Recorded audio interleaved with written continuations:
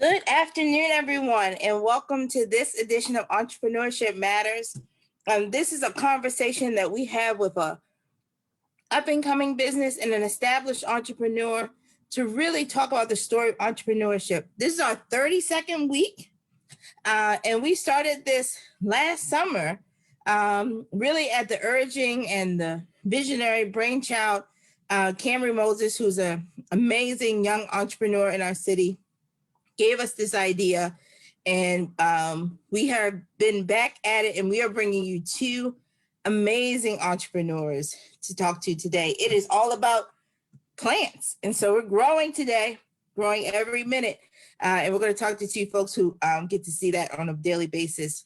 What we know is that it takes undiluted passion, multiple failures, a lot of grit, and a long-term commitment to make it happen, and these two entrepreneurs are no different. It is my pleasure to introduce to some and present to others Agnes, Traynor, and Liz Vayda. Both are amazing entrepreneurs. I welcome them onto the screen, but I will give you their bios, which are quite dynamic, but want to introduce you to all of them. So Agnes is the founder and owner of a company called Indigrow. Indigrow is a women-owned plant design company in Tacoma Park, specializing in artfully curated plant and planter combos. Agnes is committed to helping everyone be successful plant parents via her online shop and social media. Her online shop features a wide variety of ever-changing inventory in hopes that everyone will find a plant or planter style they fall in love with. She offers plant styling services for homes and commercial spaces, as well as plant maintenance visits and virtual plant care help. She also teaches classes designed to introduce other creative uses of plants and can be seen popping up with her designs at local shops and market. We are so happy to have Agnes on today. Oh, thank you for having me. I'm really honored to be here. Oh, my pleasure, my pleasure. This is good. I'm getting to shed the light. We're going to make a lot of plant jokes today, but I'm really honored to have you with us. Thank you. And Liz Vayda, you're welcome. Liz Vayda is the owner, founder, and operator of Be Willow. I know many people in the Remington area have been around her shop. Hopefully you've been in, which is a specialty houseplant and flower shop in Remington. Her mission is to provide meaningful, insightful, and beneficial ways of experiencing nature on a frequent basis. With a focus on Baltimore, she hopes to bring more nature into people's homes, their businesses, schools, and organizations. She currently partners with other local makers, businesses, and artists to generate merchandise and collaborative opportunities. We'll talk a lot about that today. And she also is very passionate about outreach and fundraisers for different local environmental organizations each month. Her shop, we're going to tell you when both of them are open, how to get in contact, how to purchase from them, but her shop is open Tuesday through Sunday, 12 to 6, so write that down, or online at bewillow.com. Welcome, Liz. So happy to have you here today. It's so nice to see you. Thanks so much. Yes. So I think it is important for people who get to have the opportunity to watch us, and we have a wide audience that's watching today, to get to understand how you both laid down roots and how you both were inspired to grow into the amazing business owners you are. So why don't I start with you, Liz? Tell us what inspired you to go into business, to become an entrepreneur. And then I'll go to Agnes. It's a long story, I guess. I never intended to be an entrepreneur. I mean, that was never something I studied in college or something I planned for myself career-wise. I finished college with a bachelor's in psychology and a master's in environmental science. And my intended career path was city sustainability with a focus on urban greening. So this was back in 2013 when I finished my graduate degree. So at that time, I was just having no luck finding any sort of job within that intended career path. And kind of all the while, I've just always been a very creative person. I'm into music, performing music, writing music, art. I've just always had a lot of creativity present in my life. And when I was unable to find work and working in restaurants, I kind of got really used to that sort of flow, that flexibility of being able to create your own schedule, be able to take off and have a job that I could reliably come home to. So I got kind of used to that. And at the same time, like I said, wasn't really finding any work. So I did take on a part-time job working with a really wonderful woman who is doing interior plantscaping, more so a focus on outdoor container gardens, on like rooftop decks and bed hill places like that. So that just sort of opened my eyes. I'd always been into plants, and I had a lot of interest in just being outside and exploring what nature meant to me in my own personal life. But that was the first time I was really exposed to plants, especially indoor plants and succulents and air plants, as a trade, as something that I could potentially get involved in myself. So from there, for me, I was very interested in how to kind of really speak to sustainability and make that more and more of a focus within just everyone's life, and how to kind of really make that important for everyone. And at the same time, I was going antiquing a lot because I lived in Hamden. So I was going to Avenue Antiques, which RIP is no longer there, which is really sad. But I was finding little containers. I was planting succulents in them just to put in my home. And then one day I was like, wait a minute, what if I did this as like a business and sold them and taught classes? So that was just like an idea that really, it kind of just felt random in a way. It just sort of popped in my head one day, and then I just never let it go. Never let it go. Hold on, how many years ago was this? So I started my LLC in 2014. So this was around probably fall of 2013. Wow. So that's, I mean, everyone knows Bee Willow, but didn't know it was, I mean, I feel like it's been in Baltimore forever, but maybe that's just a perception. But really amazing start. And your story, I think people will resonates with others of really finding joy in something and then starting your business out of that joy, something you were loving. How about you, Agnes? What inspired you to go into become an entrepreneur? I've been thinking about this question quite a bit lately, prompted by this webinar, but just in general about actually verbalizing my story. I think ever since I was little, I've always just wanted, my dream job was to have a market stand. I would play pretend when I was a kid, sell little plastic, vegetables to my stuffed animals.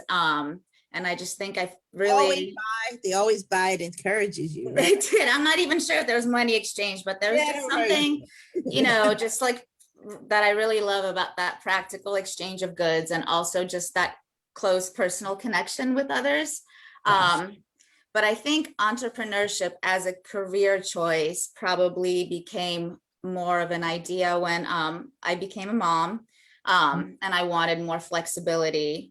But also wanted to spend as much time at home with my son as I could. So I started seeking connections with other adults, as we all do when we have young children. And I started a company called Home Food Gardens, and I started helping families and fellow friends, fellow mom friends, I guess, plant vegetable gardens in their homes. I was a strong advocate of turning lawns into food. Did a lot of that when my son was really young. So kind of similar to you, Liz, kind of started out doing a lot of outdoor things, and mostly with growing produce. And that was 13 years ago. So it's evolved quite a bit since then. Yeah, many people who are talking about why plants, things that we're going to get to that. Let me pause, because I can already tell we have quite a few people watching, a lot of people commenting. Let me tell you how you can comment and get your questions in. You may put them in the chat on Zoom. I know the vast majority of you are also on Facebook watching. So please put them in the Facebook comments. We will get to all of them. And if there are some of you who are listening on the phone, text your questions to 22333 and type JHUWL in the questions, and we will get to them. Those three options, any of them, I'll make sure we get to all of your questions over the course of this next hour. But let's take a step back. So both of you love plants. Plants actually connected you with others. That's what I hear in your stories of what inspired you. But take folks through step by step. What did you do from going from, this may be a hobby, this may be something that brings me joy, to starting a business? So how did you go from idea to running a profitable business? And I'll start with you, Agnes, and then go to Liz. I officially started my business in 2015, and that was driven by I worked for a larger plantscaping company for a couple of years. I started out as a plant tech. It kind of just fell into my hands. I was already doing a lot of outdoor gardening and was really, and that was my main thing that I love doing. But I was looking for a flexible job I could do as a parent. So I started at doing a plant tech position, basically watering plants that were in commercial spaces. And I could do that on a flexible schedule, and it worked out really well. And I did that for a year or so, and then eventually got to managing the team of technicians for a while. So that really got me to learn a lot about account management and how to source products and who the wholesalers were and all of those things. And then a couple of years after doing that, I decided that I would start my own company, which would give me a little more flexibility with design and control over just expressing, I guess, my own ideas and designs. And most of that work was done within a commercial kind of plantscape, so in offices and buildings. Yeah. Excellent. I mean, a couple of things I want to make sure I point them out. You dropped many different seeds. And that's when. Nice. I'm not giving. Okay, we click. Yeah, Drop the seed. Let me see what you said. You talked about working in the industry. Yes. Worked for a large plant company, and really worked your way up to understanding supply chain. What were all the components of the business, and what it even meant to manage a team within that business, and then went to start your own company. So you did, in many ways, the market research, understanding sort of what was the flow, probably margins as well. When we got one question in the chat. We'll get to this question. Don't worry. Even how to water these plants. Like Indeed. killed many a snake plant watering them. So, understanding that business before you launch into starting your own business. So you really learned all this on someone out, while working, and then were able to flip. So Yes. phenomenal. How about you, Liz? How did you go from loving succulents? And we're going to get you to show us all these plants. Don't worry, everyone. All those things behind you, we're going to get to know what they are. How do you go from loving succulents to selling succulents? Yeah, I think at first, when I first had my sort of idea that came to mind, I knew that it had the potential to be successful because I wasn't seeing it anywhere else. Succulents, terrariums in cute little containers or repurposed teapots and things like that, it just wasn't around. So right at the beginning, I kind of knew, all right, this might be something that has a chance of becoming something real. So my first kind of goal was to partner with different stores, established shops around Baltimore, and see if they wanted to carry my plants. So the first shop I had. Were you in your house at this point, or did you have? I worked out of my house until I opened my shop in 2017. Yep. So yeah. So I first approached Trove in Hamden, and I credit so much of my early kind of learning as far as how to start a business to Carmen of Trove, the owner. She was very, very helpful, and that was a mentor that I am just eternally grateful for. So that's one piece of advice I feel, is to find someone who's already established and do as much as you can to learn from them. So I started selling in her shop, and then all the while I was looking for other stores. So I was just constantly surveying different gift shops, any kind of store that I thought might be appropriate for potted plants, terrariums, and just asked if they would be interested. And many of them already had like a small gift section or local goods section, you know, so it just kind of fit right in, and they didn't have anything like that already. So they were like, cool, yeah, that sounds fun. I would love to carry that. So I, like I said, contacted as many different shops as I could in Baltimore, but also DC. So I started to really just go crazy and contact anyone I could think of, including shops in DC. So I got my products in a few stores over there too.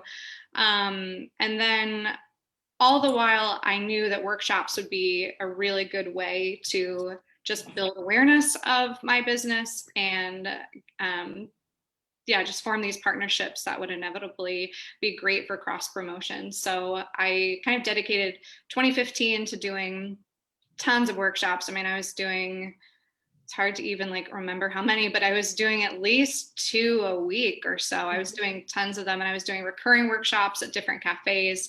And I just had lists of all the different places that I thought might be a good fit. So anything from like care facilities for the elderly, to schools, to bars, to cafes, to like even nonprofits. We did workshops with the Wyman Park Dell. We did outdoor classes, you know, with them, just literally anyone I could think of. And I think the beauty of this trade is that nature is everywhere. So it's inherently what we are and what we're a part of. So the theme of the natural world and how to kind of align yourself with other entities is, it's not hard to find, you know, you just have to be maybe a little clever to figure out how to kind of pitch it, you know, but there's very few things that it doesn't really overlap with. So workshops. And then I also was starting to do some plant design. So partnering with different restaurants. So the first one I did, that to me was like my big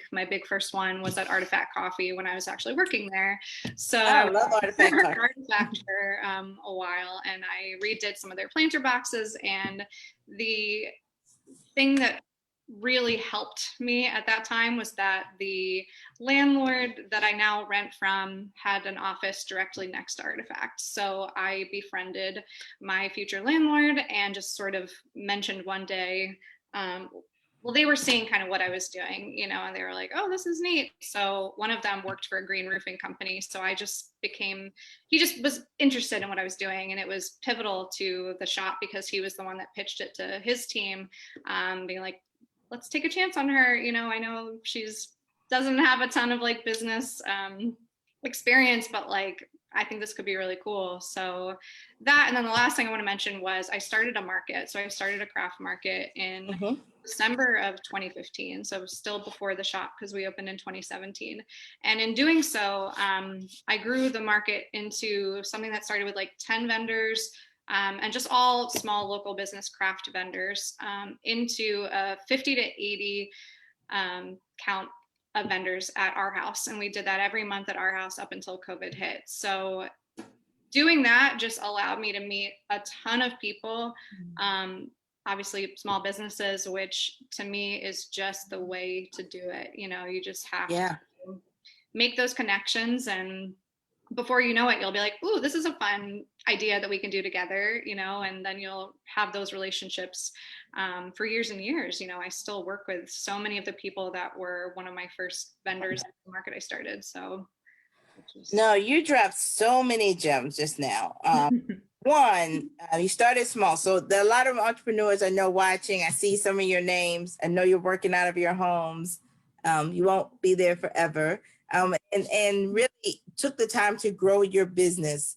You then were marketing. You went to sales, like you went everywhere. You went to other businesses, and thankfully you had, you know, you talked about Carmen with Trove, you know, really mentoring you and getting your product placed in key locations. And then I think what is interesting that you talked about was the cross promotion opportunities that you saw. So you saw an opportunity in many ways, what a lot of folks on here come and talk about is giving the first piece of candy away free, right? You were going to senior centers, teaching them, you were going bars. I would love to see what that looks like. Cafes, every place you could, to really help folks understand and value your product, and as a consequence, grew your business out of that, and really have been able to grow by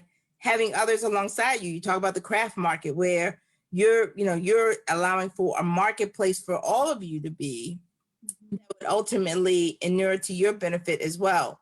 That's huge. So let me ask this, and y'all get you are both receiving a lot of love on Facebook and a lot of love in the chat. So don't worry, I'm gonna shout all of you out who are giving them love. But let me ask you this: what has been your greatest accomplishment thus far? You both have done thus far, because the best days are ahead of you. But what's been something you've been extremely proud of as business owners? Agnes, I'll start with you, and then Liz.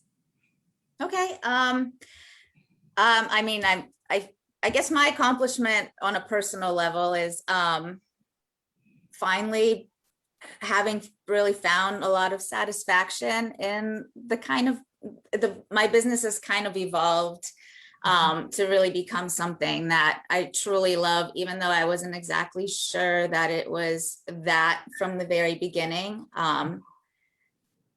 Just on a personal level, it's really just gaining the confidence to put myself out there. Even just being here right now, that gave me a lot of butterflies. Like that was hard for me. And for the longest time, I didn't really have. You're natural. You're doing great. I didn't have the courage to really go out and advertise myself. I guess the pandemic has kind of helped with that, in that I really had to shift my business a lot, because I was doing mostly commercial maintenance at the time. But last March, everything, like I've had 2 clients that remained, and I really went through a panic mode of, what am I going to do? I have no job, all of my clients have closed their doors. And then little by little kind of just started selling plants just online through an e-commerce site. And it's really evolved into something quite wonderful through a lot of collaborations in the community, and doing a lot of fundraisers for in Tacoma Park specifically. Also, it became, I don't know, it just became a really cool collaborative space for me, and a space where I feel like I'm thriving, I guess. I don't know. It feels good. So I feel pretty accomplished about that, I guess. It's a huge accomplishment to find your sweet spot, right? Yeah, it just kind of appeared. It didn't, I just never imagined this to be it. But yeah, I'm pretty happy about it. And I want you to we're going to go deeper in just one moment to this, to your pivot during COVID. So I think for many people, and we've gotten that question a couple of times today, how have you been coping during COVID? So I think that's going to be a really good point for us to make. So don't leave that. I'm going to come right back to it. But Liz, what's been your greatest accomplishment thus far? Yeah, that's a great question. So I did open a second location in Canton in 2019, which I closed at the end of 2019. And to be honest, 2019 was probably much harder for me than 2020. I would say one of my greatest accomplishments for me personally is just really coming to a place now where I do understand my limits personally, mentally, and physically. It's so hard to say no when people ask, oh, can you do this? Can you do that? And when I was first starting my business, being a boss for the first time, I did not study business. I didn't take like a leadership class. I didn't take anything to prepare me for how to effectively lead other people. I had never even been a manager at another job. I had just been a server at a restaurant for quite a while. So for me, I kind of went into this and it sort of exploded in a way that I kind of was like, obviously hoping it would do well, but I just was not prepared. I didn't know that it was going to be as crazy as it would be. And it's never slowed down, honestly, other than with the first kind of few months of COVID hitting. But for me, yeah, just learning my limits, becoming healthier mentally and physically. I drove myself to the ground. I did not make time for myself. And like, I almost like laughed when people would be like, don't forget about self-care. It's just like, okay, well, I have to work. I have a lot to get done. But to be honest, I mean, I am now at a point where my body is starting to heal from all of the strain that I put on my body. You know, I'm 34, so I opened my shop right after I turned 30. I'm the youngest of 4 kids. Wow. So I am very, like, I have the youngest child syndrome, I guess, where I always feel like I'm a little kid. I kind of never feel like a grown up. So I think learning my body's limitations and not taking care of myself was such a wake up call that, like, if I'm going to keep going with this, I have got to make a schedule. I work 40 hours. The first year of my shop, I didn't count. I mean, I wasn't counting my hours, but I was probably working 60-hour weeks. I was working every single day. The idea of a day off, I was like, oh, am I like allowed to take a day off? It sounds crazy, but I just didn't stop. So that would be one of my achievements. And then also kind of in tandem with that, finally being able to actualize my environmental goals. So I haven't really talked about that specifically with how I launched my business, but I have always had a mission. And my mission has been to reconnect ourselves with the natural world. We spend so much time inside. I can go on and on about this, but I'm finally at a point where I get to spend X number of hours a week during my work day working on these environmental partnerships. And we're about to launch some really exciting partnerships this month with the IUCN, which is the International Union on the Conservation of Nature. So it's a huge accomplishment for me to be able to take my business and help me actualize these environmental goals and actually make a positive environmental difference. So that's kind of where I am now. It's huge. It's really huge. And I'm glad you say your age. I never asked the age, the employment lawyer, the old employment lawyer in me, but really interesting to hear about both of you accomplishing so much and having made these strides in the face of challenges. So let's get to the big challenge that all of us have been going through, which is COVID. And, Agnes, you talked a minute about how you pivoted really found another niche, another way to serve. So talk about how you pivoted in COVID, and then I'll go to Liz and have her talk about, how she adapted her business. It really, like, I'm sorry. Like I said, I've just been, can I just take a moment to just like respond a minute to what Liz said? Because I feel that was like truly inspirational, because I feel like I'm still in that phase where it's just not, I feel very, it's hard to say no, and you're going and you want to do all of these things and you really find yourself, so I feel like, not having much time for yourself. So there is hope. So thank you. You're an inspiration. I'm learning to set limits. And I think that takes time, especially when you're a single woman run show and you love what you do. You want to do all the things. But anyway, so thank you for talking about that. But as far as COVID, once most of my commercial clients closed their doors, I actually really, like I said, I had to hit a panic button because I wasn't quite sure what I would do. I actually started working at a nursery part-time. Just to have a paycheck and to work with plants and to have some kind of a cushion. Also saw that some other small companies locally were selling plants online. So I kind of thought maybe I'll try that. And at that time, nobody really knew who I was on that level. It was more, not on a personal level, not through social media, not in any way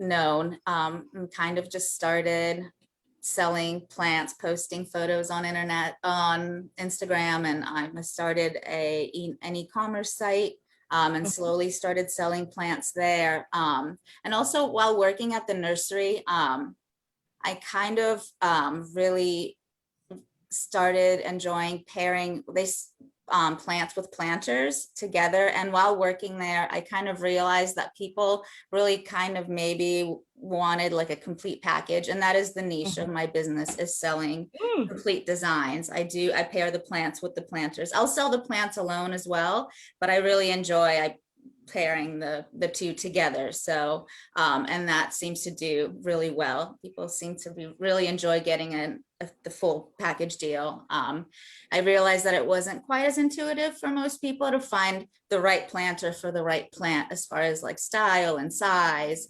I also try to make these combinations affordable and just I don't know, just work with many different styles, and just kind of feeling out what people like through social media.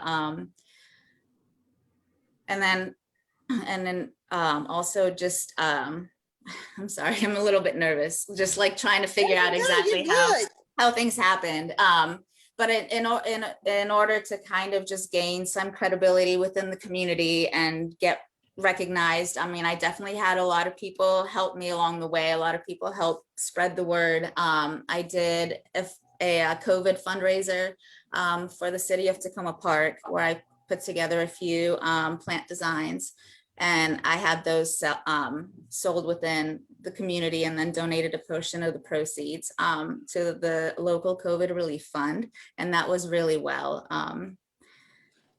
received, especially in Tacoma Park, Maryland. I don't know if you guys are familiar, but we have a really tight knit, very close, very awesome community here. And then slowly I reached out to local businesses that were helping me and are currently helping me sell my plants, since I don't have a brick and mortar location. I was really started working with ShopMade in DC as well, and sell my plants through them, and have also taught some classes. Actually taught an IRL class right before COVID started, and have been teaching some virtual ones since then. So little by little, with the help of the community, it definitely takes a village. It's really just evolved, I think, just making connections. I couldn't have done it without the help of every single person. And it's almost like I can just see it. I mean, I couldn't tell you all the people now, but I exactly know at every step of the way, like every person. And I definitely owe it to each and one of them and all of my customers. I don't know, I'm overwhelmed, and I love what I do. And yeah. No, it's great. That answers your questions. It seems convoluted. I don't know if I have like a clear No, you path to all of these answers. No, absolutely. I mean, you're talking about something we heard through other entrepreneurs, and really it's the network and the relationships that have allowed for their businesses to continue to thrive. And in fact, this is a relationship, right? You're getting exposed to a whole different set of folks who really care about focusing on local businesses, women-owned businesses, minority-owned businesses, in our community, because there's a benefit, right? There's a huge benefit. There's a multiplier effect. So no, you framed it extremely well how, and I think gave great insight to others on how they could pivot. How about you, Liz? How have you dealt with COVID and pivoted during this time? Yeah, I mean, I think like all other business owners who had to shut their doors legally, and also obviously because it was just the right thing to do, it was absolutely terrifying. I mean, I thought to myself, like, this is it. I'm done. My business is not going to make it through this, primarily, as I alluded to earlier, because I had just closed a failed second location and I was in debt. I was paying off loans that I took on to try to make it work, and it just wasn't. And I finally just had to pull the plug and say, it's just not going to happen, unless I can literally clone myself and be in two places at once. It's just never going to happen. I thought I could do it all. So financially, I was just like, oh my gosh, this is going to be terrible. Like, how am I going to do this? So our goal for 2020 was already to launch an online store, and it had been kind of in the works slowly, but Mm-hmm. COVID obviously made it the forefront of my focus. And right away, I mean, we just started documenting everything. We started setting up our Square, and then we switched over to Shopify, which I highly recommend because it's just much easier and much better support, customer service support. So just dove It's straight a in. commercial. They should pay us. Exactly. Sorry, my phone's ringing. So I, yeah, I just knew I had to do everything possible to maintain revenue. I Mm-hmm. furloughed my staff, which was just the worst feeling in the world. I have a very relatively small staff, so everyone I have working with me, I love and care for so much. So that was just like, that also felt like a failure to have to tell them, sorry, Yeah. I'm closed. Like, I don't know, we don't have any income. So within a very short amount of time, I mean, the online orders just started coming in, and it was like that period of terror was just so quickly, it went away, it disappeared, because the community was just so supportive. And Yeah. that was my biggest lesson, was no matter how I present my business and whatever channels that my community has to access, what we do, they will redirect and go those other ways. So COVID, getting through that and launching the online store and having that kind of like get back to a flow, and then slowly reopening our in-person retail section has, yeah, just, sorry, I kind of lost my train of thought just then, but yeah, no, it's been a whirlwind of a process, but it's also helped me say no. So previous to COVID, I mean, we were doing tons of workshops, private workshops. I had started a second company doing floral design for weddings. I mean, we had weddings booked all through 2020. The wedding's And I'm gone.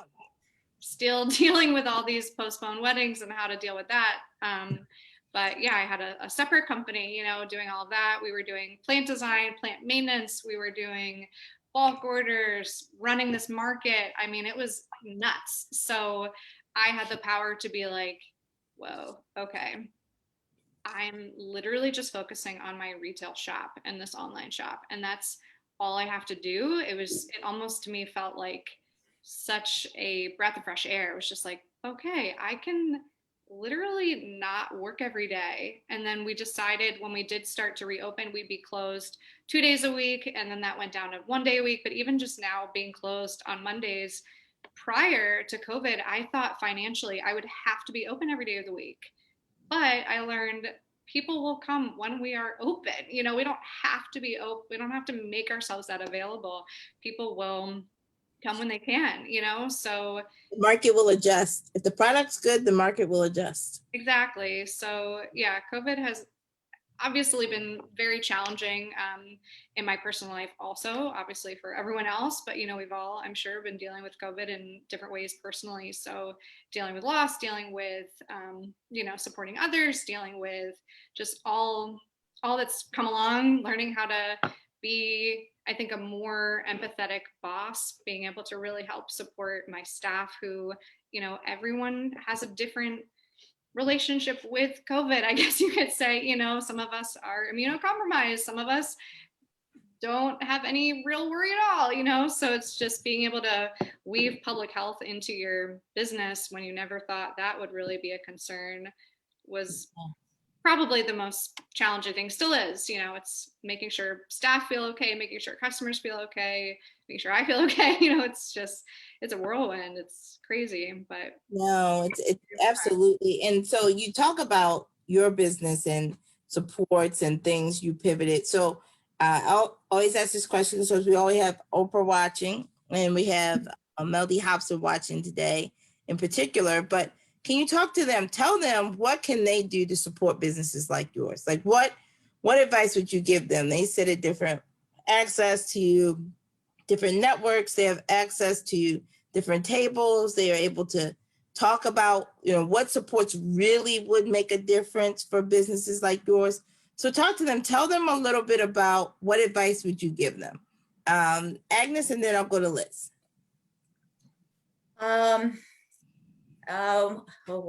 Supporting small business is very important. I don't know. I mean, my mind is blown that Oprah is watching, and that it's wonderful. I mean, we are a small business owner. I guess we are the core of the community. I think supporting us is important. I'm not sure if there's any way you can locally include, especially for larger companies, and to be able to include some of us smaller people in your project somehow, or like that's important, like and getting us more publicized, and like giving us a shout out or something like that, just kind of helping us grow, helping promote, using our products, because that directly goes, to our pockets. And as small businesses, we also have, we also strive, I know myself and Liz sounds like is the same. We also strive to support other local businesses as well. So the more each one of us grows, the more we can support our friends. And it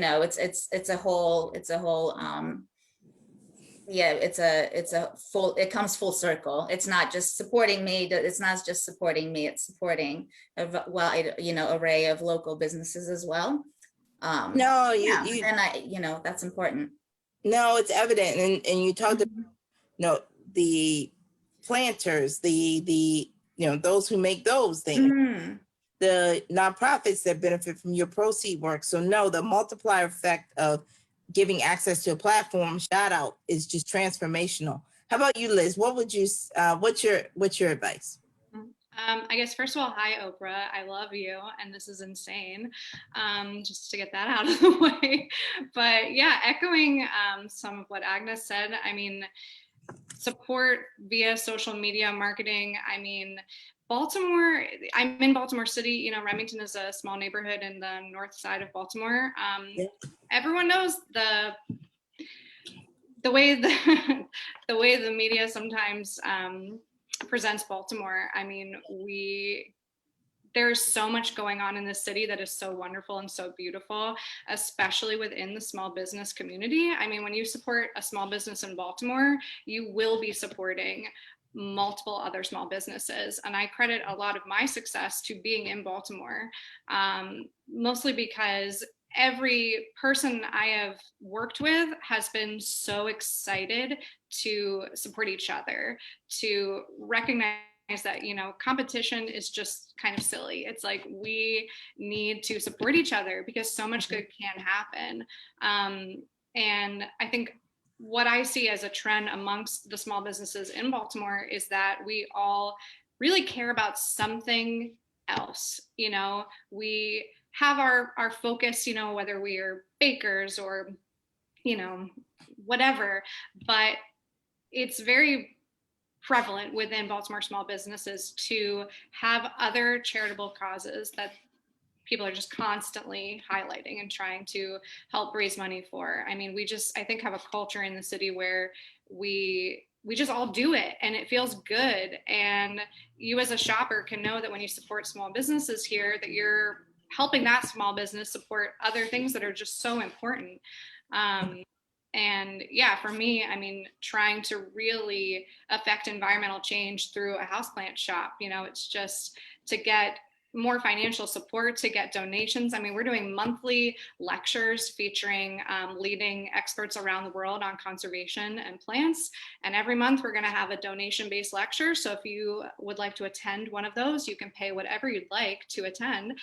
You'll learn a ton about conservation, and all that money will go directly to those the organizations they represent. So really cool. We have a lot of ways to fundraise. I firmly believe that if you want plants in your home, then you more than likely do not want those plants to go extinct in the wild. And a big issue right now that, Oprah, if you can shout this out to the world, it would be amazing. There's an illegal houseplant trade. There are people going out into the wild taking plants out of the ground, more specifically cacti and succulents, because they can handle trauma, they can handle being bare root and shipped wherever. And people are illegally selling plants. And this is a huge problem. And obviously animals are so important. We want to make sure we don't have animals going extinct, but plants do not get nearly enough credit within that world. And this is a big issue. So for me to know that potentially maybe it's already known, maybe Oprah already knows this potentially, but if you don't, now you do. And hopefully you can help us spread the word and really blow this into, a big deal that everyone knows about. I equate it directly to kind of how we buy food with a more informed manner these days. We look for, if we can afford it, obviously, organic food or locally grown food. But what about our plants? There's the same kind of concerns there with sustainability. So supporting us means supporting potentially helping global conservation efforts. So that's what can happen when you support a small business. Excellent, excellent. Now, we've received a number of questions about tips on plant care, but hold on, what folks are asking, are there, they want plant tips. So I'm going to give everybody the chance to get all their plant tip questions in. The first question is, some people want some tips. So like if you were to give people 3 tips on plant care, what would you say to them? What's your 3 top tips, Agnes? What are you, folks that are out there don't think green thumb?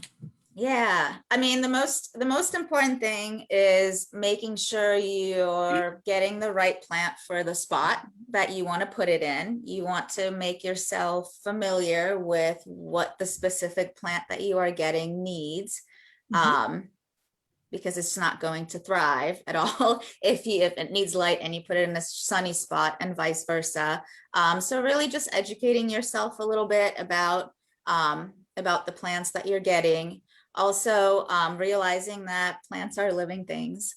So it requires success at plant parenting is a little bit more than just like dumping a little, water into your plant all the time. It's really paying attention on a daily basis. If you can, you get around to that with time, maybe not right away as a new plant parent, but eventually you truly start kind of paying attention, and you can gauge exactly when a plant needs water and what it needs just by the way it looks once you get to know it really well. And if you are, you don't know how to do these things on your own, there are companies like us that can definitely help you.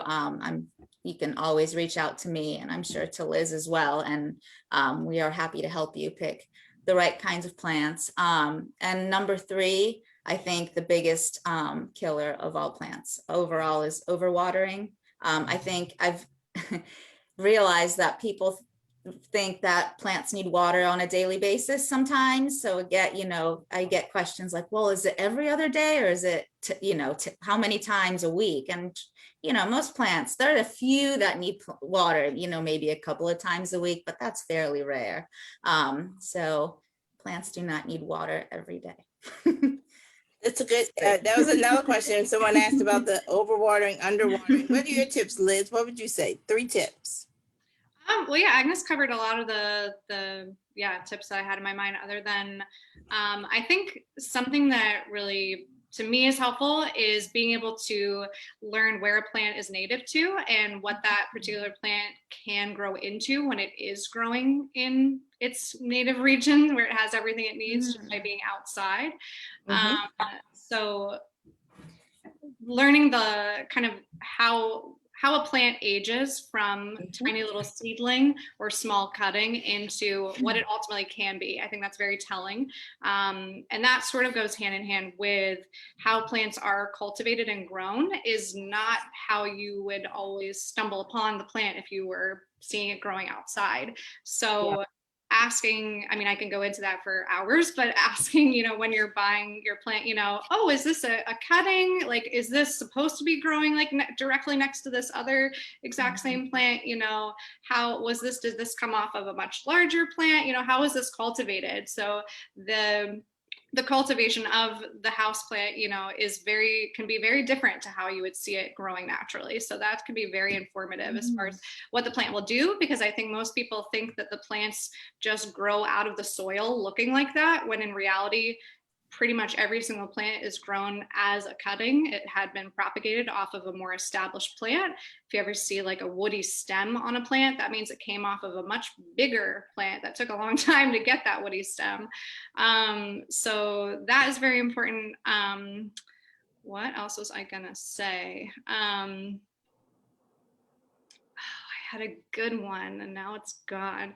Oh, I remember. Okay.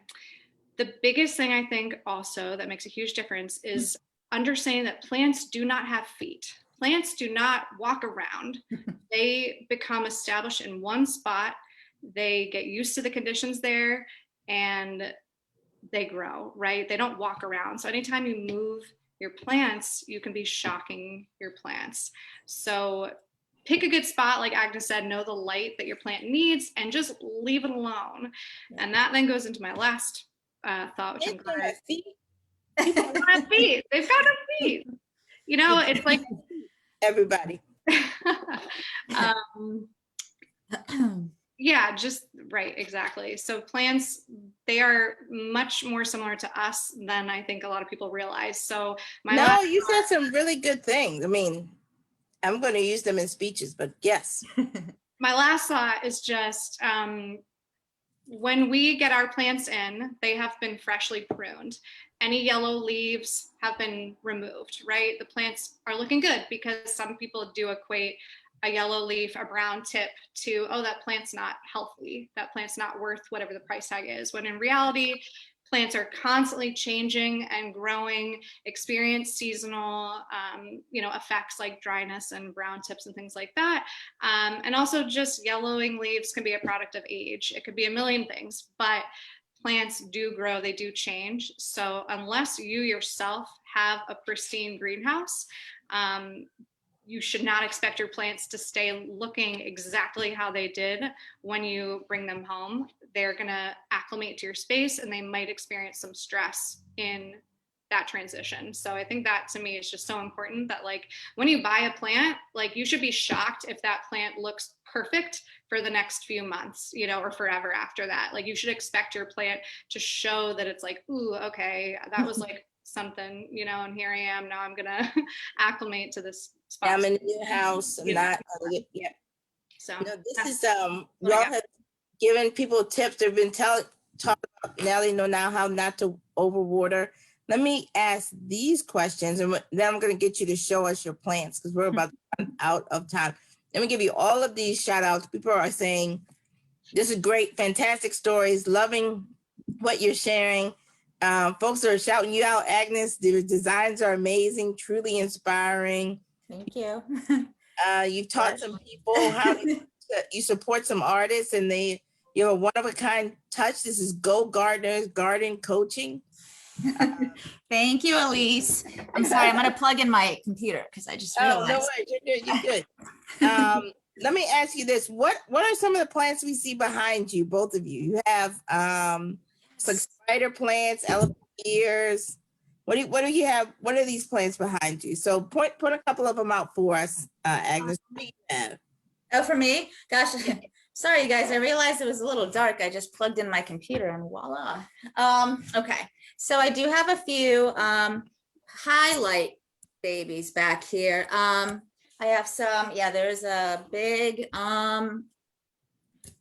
bird of paradise here. These are all highlight plants. I have a euphorbia. It's a pencil cactus back there. That's a really, really cool plant.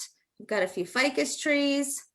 And then just for you, Alicia, lots of snake plants. I love snake plants. Lots of different varieties. But yeah, and then I have a few. What's the one over your shoulder? What's that called? The one over my shoulder. The other shoulder. This one. Yeah. This way. Oh, this is an aglaonema. It is a low light plant. And this planter, actually, I do a lot of collaborations with local going back to like supporting me, supports a lot of other people. I work with a lot of local potters and businesses that supply me with their pottery and planters. So this specific basket is from Ellie Jane Collective. She's a friend of mine here locally and also a great business owner and sells these baskets. But this is an aglaonema and it's a low light plant. Very, very easy care. I think I have one of those downstairs. Very easy. That's what Yeah, easy. Yeah, they come in different varieties. That's the emerald, I think Emerald Beauty, right? But they come in different colors. They are a very good starter plant if you're looking for one. I like it. I like it. Your plants have friends. Both of your plants have friends, which is nice. What do you have behind you? Yeah, I have a mix of some of our shop plants that we just keep grow and propagate from, as well as some of our online stock that I made into a little display behind me. So I have a nice spider plant back here. This is a Monstera adansonii, which is a vining tropical. This is your Monstera deliciosa, bird of paradise as well. Shimmy over here. I have a Rhaphidophora tetrasperma right there. Sansevieria laurenti snake plant. I feel like Vanna White. An alocasia elephant ear, which are highly toxic, so be careful of that. And then I don't remember the name of this one. It is a type of philodendron, and this is a Bantel sensation Sansevieria. So yeah, these are all various types of tropical plants. They look good. They look good. Excellent. Excellent. Let me make sure people are asking this question and we are about to run out of time. So they want to know, how can they get in touch with you? How can they purchase from you? Where are you located? So Agnes, give us all your .coms, your ads. Okay.